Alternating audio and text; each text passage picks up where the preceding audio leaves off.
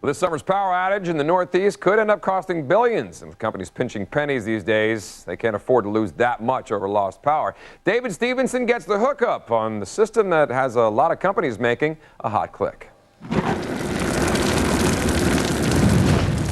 Energy wonks call it their secret sauce. We pre-cool our air-gas mixture before it hits the engine, and we get a much more efficient burn.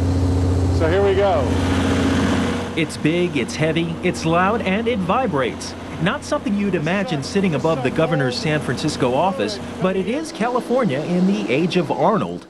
Anxious to avoid the power brownouts of a few years ago here in California, the state office in San Francisco has turned its rooftop into an energy powerhouse, making it less dependent on the grid for power and saving money in the meantime. And lots of others are going to on-site generators that use the waste heat left over from regular power production. You can use that heat for productive purposes and in effect recycle that energy to heat hot water.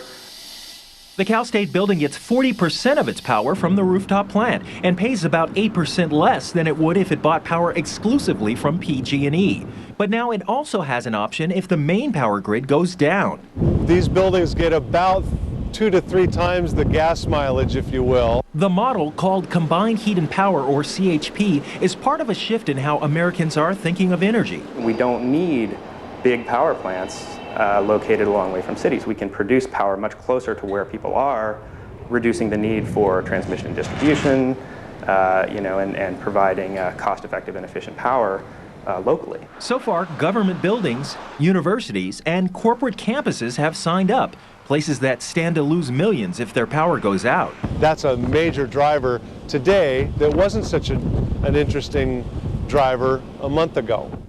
While CHP power only accounts for less than 1% of power production in the U.S., there's enough being generated to power 65 million homes.